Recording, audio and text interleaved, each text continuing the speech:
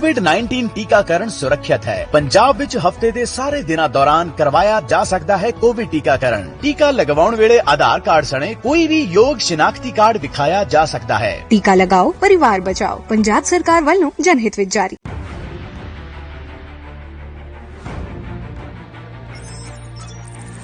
खबर चाहे सियासत की हो या सरकार की,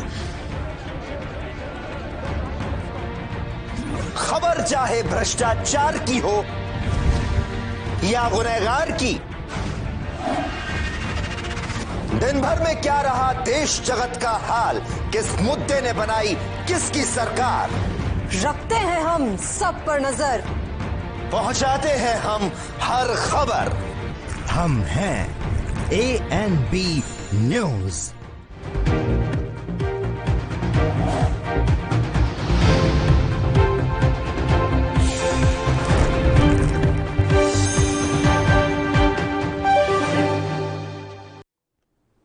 नमस्कार, स्वागत है आपका 3 बजे की 3 बड़ी खबरों में और मैं हूं आपके साथ मुस्कान। चलिए तो पहली खबर की ओर रुख करेंगे। कांग्रेस नेता राहुल गांधी द्वारा केंद्र सरकार पर लगातार हमले किए जा रहे हैं।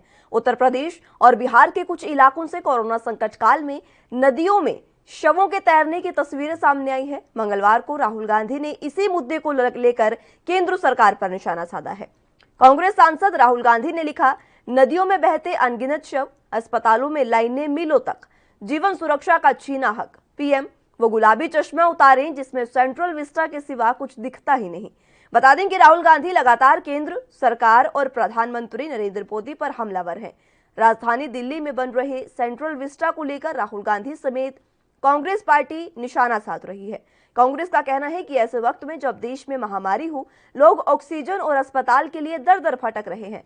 ऐसे में इस तरह के प्रोजेक्ट पर पैसा खर्च करना ठीक नहीं है, ये कांग्रेस का कहना है।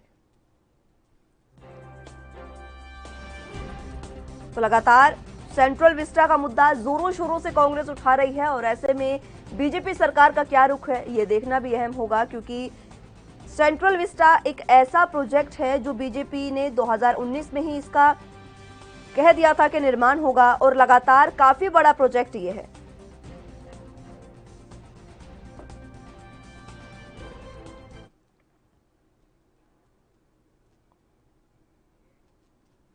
चलिए तो इसी खबर पर हमारे साथ उम्मैद सिंह बीजेपी नेता हैं, इनसे जानकारी लेंगे। उम्मैद जी, सबसे पहले तो स्वागत है आपका ANB न्यूज पर।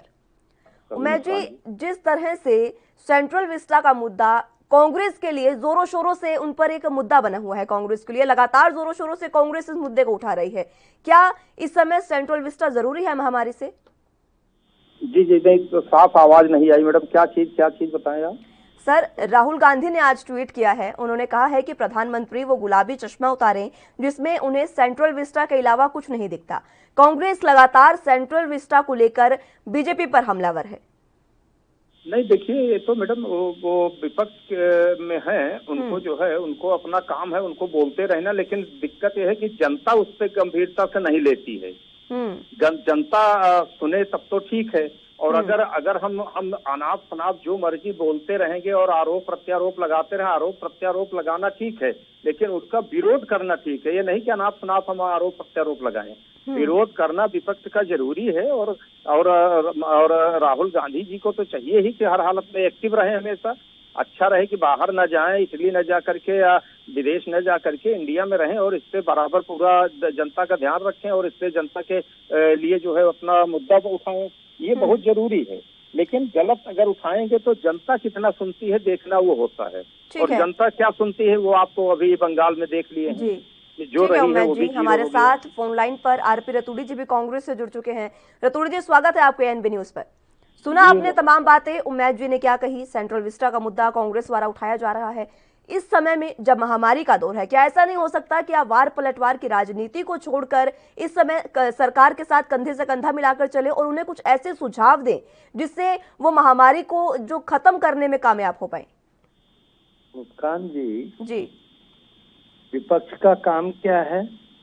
आवाज उठाना जी। क्योंकि सरकार तो गूंगी बैरी हो चुकी है, सरकार सुन कहाँ रही है? सरकार अगर सुन रही होती तो किसान आज आंदोलन न कर रहे होते, सरकार अगर सुन रही होती तो बेरोजगार दर दर न भटकते, सरकार अगर सुन रही होती तो पेट्रोलों और डीजल के दाम इस तरह न बढ़ा रहे होते।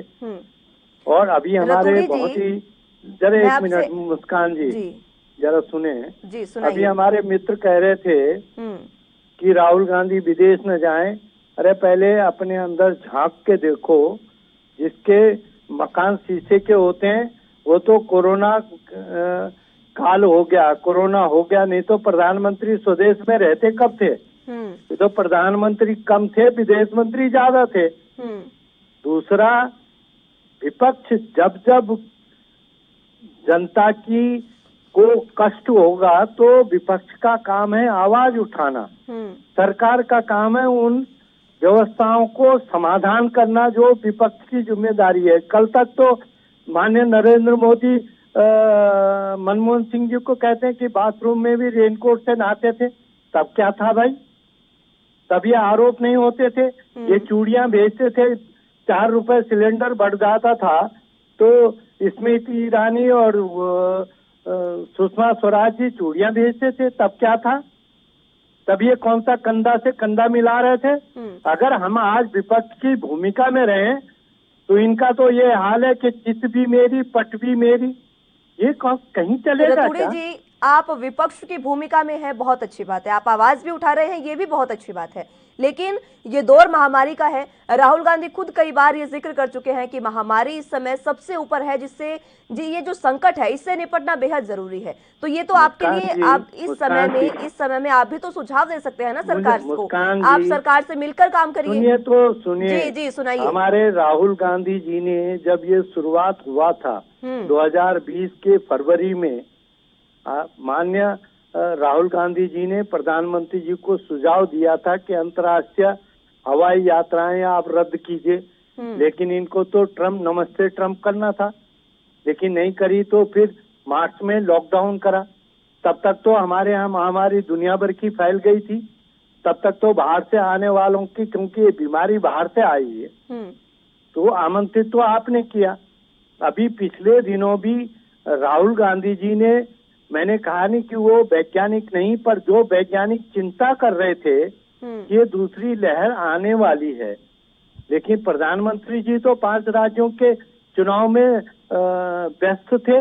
और जिस तरह से बंगाल में आदरणीय मोदी जी, अमित शाह जी, नड्डा जी जिस तरह रोड शो कर रहे थे बिना मास्क के, पूरी भीड़ को लेके आज भुगत रहा है बंगाल उस बात को। तब ये इनकी जिम्मेदारी नहीं, केवल विपक्ष की जिम्मेदारी, इनको ना टोक के ना रोक के, इनकी गलत बातों को अगर हाँ में हाँ मिला दिया। और आपने देखा वो पप्पू यादव को अरेस्ट क्यों कर रहे हैं? क्योंकि इनकी कमजोरी उजागर कर दी थी। उसने कहा कि रूढ़ी साहब के यहाँ 60 एम्बुलेंस खड़ी है, तो वो उसको अरेस्ट कर दिया। तो इनका ये हाल है कि कोई अगर कहेगा, आपने जो तमाम सवाल उजागर करेगा, रतूड़ी जी जो तमाम सवाल आपने उठाए हैं उस पर उमैद जी की प्रतिक्रिया ले लेते हैं। उमैद जी, ये समय ऐसा है जब देश ऑक्सीजन, वेंटिलेटर, वैक्सीन लगातार तमाम किल्लतों से जूझ रहा है, ऐसे में सेंट्रल विस्टा पर पैसा खर्च करना कहाँ तक सही है? ये बड़ा स्पष्ट है और बहुत ही एक अच्छा प्लान के तहत चल रहा है सारा काम। जिस तरह से आज बताए कि वो प्रधानमंत्री जी बाहर जाते थे, तो प्रधानमंत्री जी बाहर जाते थे, देश हित के लिए जाते थे, मीटिंग के लिए जाते थे, काम होता था, पूरी दुनिया देखती थी। अब उसके बदले में अगर वो बराबरी करते हैं कि राहुल जी भाग जाते हैं, अगर उनकी पार्टी का जो है वर्षगांठ मना रहे हैं, तो वो विदेश में घूम रहे हैं, वो अलग बात है। बीच में माफ कीजिएगा, लेकिन तमाम आपसे जानकारी लेते रहेंगे और आप दोनों जुड़े रहिए हमारे साथ। फिलहाल यहाँ एक छोटे से ब्रेक के लिए रुकेंगे।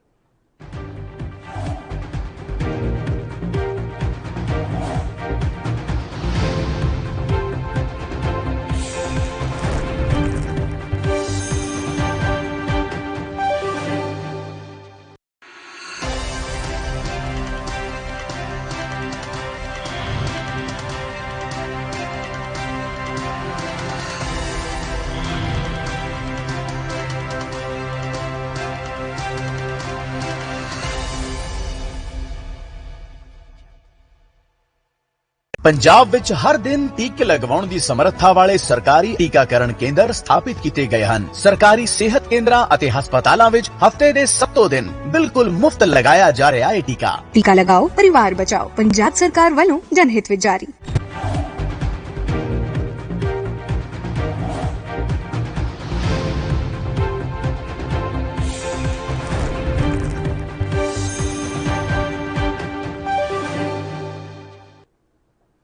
चलिए तो ब्रेक के बाद एक बार फिर से स्वागत है आप सभी का। राहुल गांधी ने जिस तरह से सेंट्रल विस्टा का मुद्दा उठाया है उसी पर हम चर्चा कर रहे थे। तमाम दोनों गेस्ट हमारे साथ मौजूद हैं। उमेश जी, आपसे सवाल था मेरा सेंट्रल विस्टा का कि क्या इस समय सेंट्रल विस्टा पर पैसा लगाना जरूरी है? उमेश जी, चलिए तो संपर्क हमारा टूट गया है। रतूड़ी जी, मैं आपके पास आना चाहूंगी। इस समय आप तमाम कांग्रेस द्वारा कहा जा रहा है कि लगातार इस समय सेंट्रल विस्टा पर पैसा लगाना जरूरी नहीं है। अभी हाल ही में प्रधानमंत्री ने अपने आवास का भी कहा था कि 2022 तक उनका आवास भी पूरा हो जाएगा। इसे किस तरीके से देखते हैं आप? यानी कि कहीं भी प्रधानमंत्री का महामारी पर कोई जोर नहीं है या फिर कह सकते हैं कि उनका कोई ध्यान नहीं है? निश्चित तौर पर मैं कहूँगा मुस्कान जी, इस कोरोना काल में इनके 3 ऐसे निर्णय हैं जो देश को असहज लगते हैं। आप देखिए, हमारे संसद भवन, अमेरिका के संसद भवन से जो राष्ट्रपति भवन, वहाँ का जो संसद का बैठता है उससे बहुत अभी लेटेस्ट है, अभी बहुत पुराना नहीं है, 250 साल पुराना इंग्लैंड का है। तो क्या जरूरत थी आपको 9,000 करोड़ रुपए उस पर खर्च करने की इसी कोरोना काल में? आपको 8,500 करोड़ का जहाज लेने की इसी कोरोना काल में आपको क्या जरूरत थी? अगर आपने इस बीच पूरा ऑक्सीजन का स्ट्रक्चर ठीक किया होता तो जो आज हमारा देश का नागरिक बिना ऑक्सीजन के मर रहा है तो आज वो न मरता। अस्पतालों का स्ट्रक्चर और अच्छा किया होता, आपने स्वास्थ्य सुविधाओं पर ध्यान दिया होता। आज आपने सेंट्रल विस्टा की बात हो, फिर प्रधानमंत्री, अरे क्या दिक्कत आ रही? 60 एकड़ में प्रधानमंत्री आवास है, क्या जरूरत पड़ी है भाई आपको? आप परमानेंट रहेंगे क्या? ठीक है रतूड़ी जी, तमाम आपने सवाल, ठीक है रतूड़ी जी, तमाम आपने सवाल उठाए और कई बड़े सवाल उठाए हैं कि पहले अस्पतालों को सुधारना चाहिए था, ऑक्सीजन की जो किल्लत है उसको सुधारना चाहिए था। उमेश सिंह जी हमारे साथ एक बार फिर से जुड़ चुके हैं बीजेपी से। उमेश जी, तमाम बातें आपने रतूड़ी जी की सुनी, इनकी बातों का भी जवाब दीजिए। साथ साथ मेरा सवाल अभी भी यही बरकरार है, क्या इस समय महामारी के समय सेंट्रल विस्टा पर पैसा लगाना सही है बीजेपी के लिए? ये मुस्कान जी, बड़ा क्लियर है कि हर चीज का बजट अलग अलग होता है। आज हमारे पास जो है उसका बजट आज नहीं, इनको शायद मालूम नहीं है कांग्रेस प्रवक्ता जी को, कोई बात नहीं, उनको ये नहीं आइडिया है कि ये प्लान जो है पहले से और कांग्रेस के टाइम पे भी इस चीज को उठाया गया था। और उसके बाद जो आज ये व्यवस्था इसका है कोविड का, उसकी एक व्यवस्था है और वो अपने तरीके से चल रहा है। और जिस तरह से आज प्रधानमंत्री माननीय मोदी जी ने पूरी दुनिया में ललकारा है, पूरी दुनिया में भारत की साख बनाई है, आज पूरे दुनिया में आज 40 देश के लोग हमारी तरफ मदद के लिए आज खड़े हैं, वो सामने दिख रहा है जो विपक्ष बयानबाजी करता था। बिल्कुल आज हमारे बिल्कुल सभी देश हमारी मदद कर रहे हैं, लेकिन निश्चित हिंदुस्तान एक ऐसा देश है जो हर किसी की मदद करता है। लेकिन अब ऐसा क्या ये संकट आ गया है कि हमें इतने देशों की मदद लेनी पड़ रही है? क्या हमारे पास इतनी सुविधाएं नहीं है कि हमें दूसरे देशों से मदद लेनी पड़े? यही सर्व की बात है कि 70 सालों में अगर आज ये व्यवस्था हुई होती हॉस्पिटल की और ये कोई भी चीजों के हमारे जनसंख्या के हिसाब से, तो आज ये नौबत ना आती। जब से माननीय प्रधानमंत्री नरेंद्र मोदी जी आए हैं, आप ये देखिए कि कितने एम्स खुले हैं। आज पहले कितने एम्स थे, आज जो है 5 गुना ज्यादा जो है बढ़े हैं। तो आज इस तरह से आज बड़े बड़े सिटी में, आज गोरखपुर या कहीं भी ले लीजिए, रायबरेली जैसे जिलों में भी एम्स तैयार हो गए हैं। तो आज में और कल में, अगर कल की तैयारी को हम लोग, ये देश भुगत रहा है और ये अचानक महामारी आई है और ये केवल अपने देश में नहीं पूरी दुनिया में आई है, पूरी दुनिया में आई है। उसके बावजूद रतूड़ी जी से आपके सवाल का जवाब लूंगी। रतूड़ी जी, उमेश जी कह रहे हैं कि पिछले 70 सालों में सुविधाएं नहीं बनी है, इसलिए आज देश इस संकट में आया है। ये उमेश जी, मुझे लगता है कि सावन के अंधे हैं, इनको दिखाई नहीं दे रहा कि 70 साल में अगर ये सारा ढांचागत व्यवस्था न बना होता तो शायद ये नरेंद्र मोदी बेच कहाँ से रहे थे? ये रेल बेच रहे हैं, भेल बेच रहे हैं, तेल बेच रहे हैं, ओएनजीसी बेच रहे हैं, कहाँ से बेच रहे हैं? अगर ये सारा परमाणु ऊर्जा जरा बताएं कितने बांध बनाए, बताएं जरा कितने एम्स में अगर शुरुआत कांग्रेस के कार्यकाल से न होती तो आज ये दिल्ली में कहाँ जाते हैं इलाज करने, चाहे इनके नेता हो, कहाँ जाते हैं एम्स में। ये सब कांग्रेस का ढांचागत है। रेल इतनी सुदृढ़ व्यवस्था, हमको तो जब आजाद भारत मिला था तो उसमें सुई भी नहीं होती थी। ठीक है रतुड़ी जी, ठीक है, आप दोनों से बातचीत हुई, बहुत शुक्रिया आप दोनों का हमारे साथ जुड़ने के लिए। तमाम आपने बातचीत की। जिस तरह से सेंट्रल विस्टा का मुद्दा कांग्रेस उठा रही है, सरकार को भी चाहिए कि इस समय सेंट्रल विस्टा को छोड़कर महामारी पर ध्यान दिया जाए, और कांग्रेस को भी यही होना चाहिए कि इस समय मुद्दों को उठाने से पहले महामारी पर ध्यान दिया जाए। फिलहाल एक छोटे से ब्रेक के लिए रुकेंगे, जल्द हाजिर होंगे।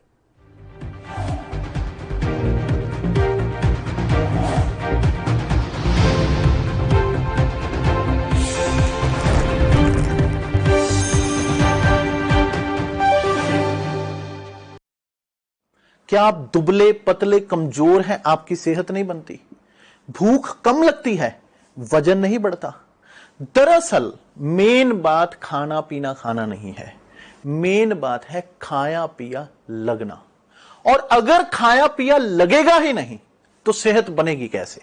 इसलिए हमारी संस्था सन्यासी आयुर्वेदा ने एक ऐसी दवा बनाई है जो कि आपके पाचन तंत्र को, आपके लीवर सिस्टम को ठीक करने का काम करती है, ताकि आप जो भी खाएं उसका पूरे का पूरा निचोड़ आपके शरीर को लगे, आपकी भूख बढ़े, खाया पिया सही से लगे, नया खून बने, हड्डियों में जान आए, वजन बढ़े, ताकत बढ़े, चेहरे पर नूर आए और आप मोटे तगड़े खूबसूरत पर्सनैलिटी के मालिक बन जाएं। यह दवा पूरी तरह से आयुर्वेदिक होती है। इसका शरीर पर कोई भी साइड इफेक्ट, कोई भी नुकसान या दुष्प्रभाव नहीं होता। लड़के लड़कियां दोनों इसका इस्तेमाल कर सकते हैं और पहले 15 दिन के अंदर ही आपको इसका असर महसूस हो जाएगा। सिर्फ 650 रुपए की पूरे 1 महीने की दवा होती है और आप इसे घर बैठे 01145454545 पर फोन करके दवा मंगवा सकते हैं।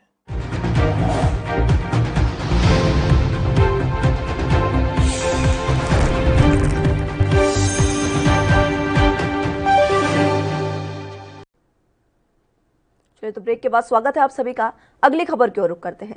कोरोना महामारी की इस दूसरी लहर ने लोगों की कमर तोड़कर रख दी है। एक तरफ लोग इस संक्रमण से अपनी जान गंवा रहे हैं, बावजूद इसके कुछ लोग ऐसे भी हैं जो अपनी इस जान के साथ साथ दूसरों की जान को भी दांव पर लगा रहे हैं। हाल ही में लॉकडाउन के दौरान देश के कुछ हिस्सों में लोगों की भीड़ नजर आई।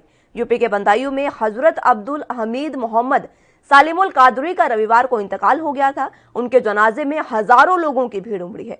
गुजरात के कच्छ में भी ऐसा ही नजारा देखने को मिला था, जहां पर मुस्लिम धर्मगुरु के जनाजे में जौन सैलाब उमड़ पड़ा था। अहमदाबाद के साणंद से पूजा अर्चना के नाम पर भीड़, ऐसी तस्वीरें भी सामने आई थी। और अब ओडिशा में सोशल डिस्टेंसिंग के नियमों को ताक पर रखकर ये कलश यात्रा गंजम निकाली गई है। बात वाराणसी की अगर करें तो वहां भी रोजाना बाजारों में भीड़ देखने को मिल रही है। लोग ईद की तैयारी में कोरोना को तो भूल ही गए हैं। कोरोना से बचाव के लिए जागरूकता लाने की तमाम कोशिशों के बावजूद सुरक्षा प्रोटोकॉल की धज्जियां उड़ाने की तस्वीरें और वीडियो आए दिन देश के कई हिस्सों से सामने आती है। आपकी टीवी स्क्रीन पर हम 3 तस्वीरें आपको दिखा रहे हैं। पहली तस्वीर बदायूं से है, जहां पर जनाजे में भीड़ उमड़ी। दूसरी तस्वीर अहमदाबाद गुजरात से, जहां पर कलश यात्रा जब निकाली गई तब की ये तस्वीरें हैं। और तीसरी तस्वीर यूपी के वाराणसी से, जहां पर ईद के लिए लोग खरीदारी के लिए किस तरह से बाजारों में भीड़ आप देख सकते हैं।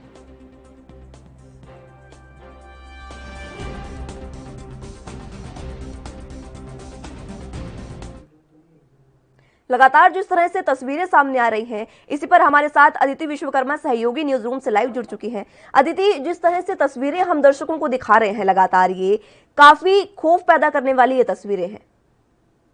जिस तरीके से आप देख रहे हैं कि हजारों की संख्या में जो है वहाँ पे भीड़ उमड़ रही है, तो ऐसे में साफ तौर पे देखा जा सकता है कि मतलब ये कहीं ना कहीं कोरोना संक्रमण को बढ़ाने में जिसे कहते हैं बहुत बड़ा योगदान दे रहा है। क्योंकि अभी हाल ही में देखा गया था कि जो बड़ी बड़ी रैलियां हुई थी, उसके कारण ये जो वर्तमान स्थिति है वो पैदा हुई है। जी, चुनावों में। अगर हम हेलो आप मेरी आवाज सुन पा रहे हैं? जी जी बताइए। जी हाँ, जैसे हाल ही में अभी रैलियां हुई थी तो उसका नतीजा हम सब लोग देख रहे हैं कि क्या इस समय वर्तमान स्थिति है कि हमारी मेडिकल जो व्यवस्था है वो पूरी तरीके से ध्वस्त हो चुकी है। जी। तो ऐसे में अभी इस तरह की अगर हम इनसे भी अपना लेसन नहीं लेते हैं, नहीं सीख लेते हैं और इस तरह की दोबारा से, तो आप समझ सकते हैं, सोच सकते हैं कि क्या हालात जो है आने वाले टाइम में हो सकते हैं। अदिति, जिस तरह से ये तस्वीरें सामने आई हैं, एक और इंसान मर रहा है ऑक्सीजन की कमी से, बेड की कमी से, वैक्सीन की कमी से, दूसरी तरफ वही आम इंसान इस तरह की जब इस तरह का कृत्य करता है तो ये काफी खौफनाक और काफी निंदनीय हो जाता है। जी बिल्कुल, देखिए हम सबको अपनी जिम्मेदारी समझनी पड़ेगी कि हमें सोशल डिस्टेंसिंग, तमाम जितने भी हेल्थ एक्सपर्ट्स हैं वो बार बार दो बातें दोहराते हैं कि या आप तो सोशल डिस्टेंसिंग मेंटेन रखिए और दूसरा मास्क पहन के रखिए, क्योंकि ये दो जो चीजें हैं यही आपको संक्रमण से बचाएंगी और इसकी रफ्तार को कम करेंगे। जिस तरीके से बेतहाशा जो है कोरोना की रफ्तार बढ़ती जा रही है, तो हम लोग को ये दोनों बातें माननी होंगी। तमाम हेल्थ एक्सपर्ट्स इस बात को बार बार दोहराते रहे हैं कि सोशल डिस्टेंसिंग मेंटेन रखिए और मास्क पहन के रखिए, तो हम लोग को इसको अपनी आदतों में शुमार करना होगा। हालांकि ये सरकार की जिम्मेदारी भी बनती है, जैसे कि पिछले सालों में जो है आप कहें कि पैसों के लेन देन को डिजिटल कर दिया गया था, तो अब इस तरीके से बड़े बड़े समारोह होते हैं, जैसे शादियां होती हैं, तो इसका भी हमें कहीं ना कहीं रास्ता निकालना होगा, कुछ इस तरीके से सोचना होगा, दूरदर्शिता लानी होगी कि इस तरह के जो समारोह हैं वो भी डिजिटल तरीके से जो है लोगों तक पहुंचाया जाए और भीड़ ना उमड़े। हाँ, कभी धर्म गुरुओं के नाम पर और कभी इस तरह से पूजा अर्चना के नाम पर लोगों की भीड़ बेकाबू हो जाती है। हाल ही में कुछ समय बाद ईद भी आने वाली है, हालांकि तमाम एडवाइजरी उसके लिए जारी कर दी गई है, लेकिन बावजूद इसके प्रशासन का क्या रवैया होगा ये भी काफी महत्वपूर्ण होगा देखने में। रफ्तार को कम करने के लिए जो है प्रशासन को सख्त होना पड़ेगा। 188 की धारा जो है लागू कर दी जाती है अगर कोई इस नियमों को उल्लंघन करता है। तमाम अस्थायी जेल बनानी होंगी, ऐसे लोगों को जो है कार्रवाई सख्त करनी होगी, तब जाके जो है ये रफ्तार कहीं ना कहीं कम होती हुई नजर आएगी। बिल्कुल अदिति, सोशल डिस्टेंसिंग का जो नियम है, जो सरकार द्वारा पिछले साल भी जब पहली लहर आई थी तब भी कोरोना के टाइम पे सरकार ने ये नियम दिया था, और अब भी मास्क, सोशल डिस्टेंसिंग, तमाम ये ऐसी चीजें हैं जिनको लागू करना जरूरी हो जाता है। लेकिन सोशल डिस्टेंसिंग और मास्क के नियमों को ताक पर रखकर जनता का इस तरह से काम करना बेहद निंदनीय है। आप भी जानती हैं और हमारे दर्शक भी जानते हैं कि जो सीएम योगी आदित्यनाथ हैं वो भी लगातार प्रयास कर रहे हैं, यूपी में लगातार प्रयास किए जा रहे हैं। जैसे ही वो कोरोना से ठीक हुए, तमाम स्थिति उन्होंने संभाल ली है और लगातार वो प्रयासरत हैं कि इस चेन को तोड़ा जा सके। बावजूद इसके इस तरह की जब तस्वीरें सामने आती है तो आखिर जिम्मेदार किसे कहा जाए, जवाबदेही किसकी होगी अगर संक्रमण और ज्यादा बढ़ गया तो? देखिए, जवाबदेही तो सीधे तौर पे जो आरोप लगा दिए जाते हैं वो प्रशासन पे लगा दिए जाते हैं कि प्रशासन ने अपने इंतजाम जो है पुख्ता नहीं किए हैं। तो फिलहाल अभी भी जो जवाबदेही है वो प्रशासन ही तय करेगा कि किस तरीके से जो है इस संक्रमण को रोका जाए, किस तरीके से जो है चीजें, नियमों को और ज्यादा सख्त की जाए ताकि जो संक्रमण की रफ्तार है वो थोड़ी सी कम हो सके। लेकिन कहा जा सकता है कि आम लोगों में भी जागरूकता इस समय भी नहीं है, क्योंकि इतना समय हो चुका है कोरोना को, उसके बाद भी अभी भी लोग जागरूक नहीं है और इस तरह से इतनी भीड़ एकदम से उमड़ जाती है।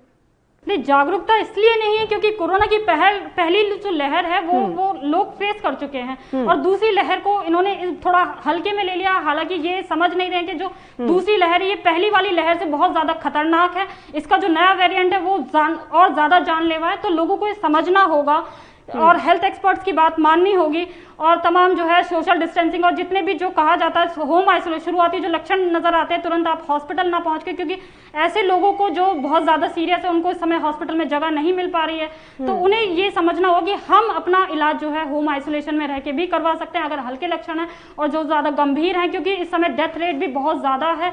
तो उस डेथ रेट को कम करने के लिए सबसे ज्यादा जरूरी है कि जो गंभीर मरीज है उनको अस्पताल में बेड उपलब्ध हो पाए।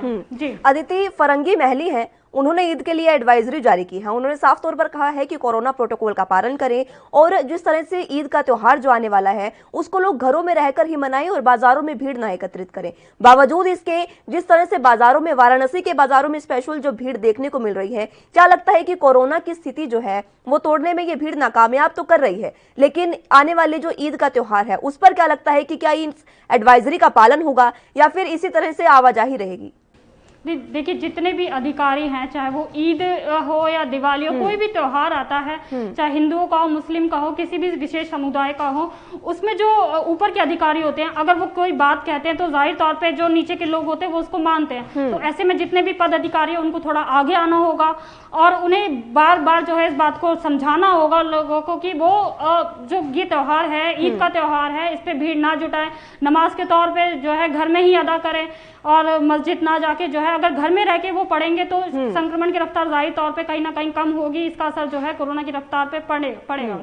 बिल्कुल, बहुत शुक्रिया अदिति, आपने तमाम जानकारी हमसे साझा की, तमाम स्थिति आपने बताई। जिस तरह से यूपी में लगातार, यूपी ही नहीं उड़ीसा, गुजरात में भी लगातार ऐसी वीडियो सामने आई हैं, ऐसे संदेश सामने आए हैं जहां से भीड़ एकदम से किसी न किसी चीज को लेकर बेकाबू हो जाती है। तो चलिए अब अगली खबर की ओर रुख करेंगे। यूपी के अमेठी में सीडीओ ने कोरोना के 12 अस्पताल का औचक निरीक्षण किया। निरीक्षण पर अचानक पहुंची सीडीओ को देख स्वास्थ्य विभाग में हड़कंप मच गया है। आपको बता दें कि जिला अस्पताल की लगातार पहुंच रही शिकायतों के बाद जिले की मुख्य विकास अधिकारी डॉक्टर अंकुर लाठर ने जिला अस्पताल के साथ कोविड-19 कंट्रोल रूम पहुंचकर औचक निरीक्षण किया।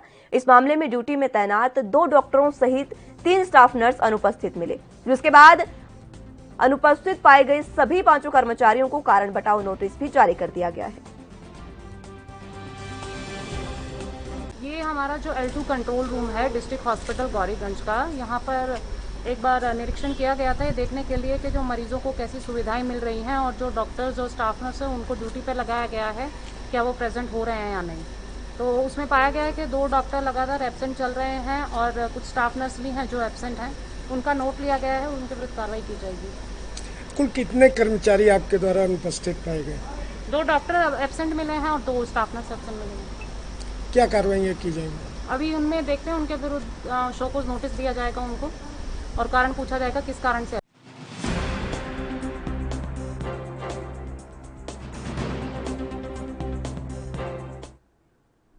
एएनबी न्यूज पर खबरों का सिलसिला लगातार जारी है। तमाम खबरों से जुड़े रहने के लिए आप जुड़े रहिए एएनबी न्यूज के साथ। मुझे दीजिए इजाजत, नमस्कार।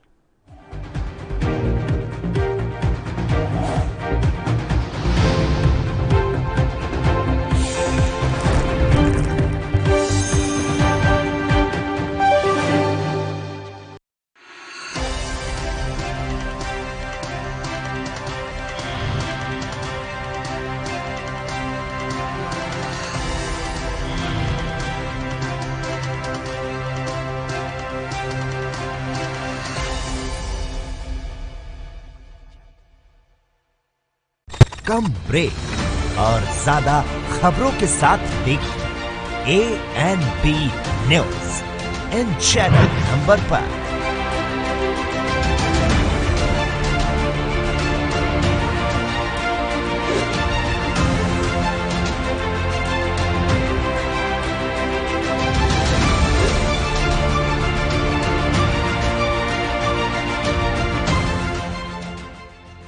क्या आप दुबले पतले कमजोर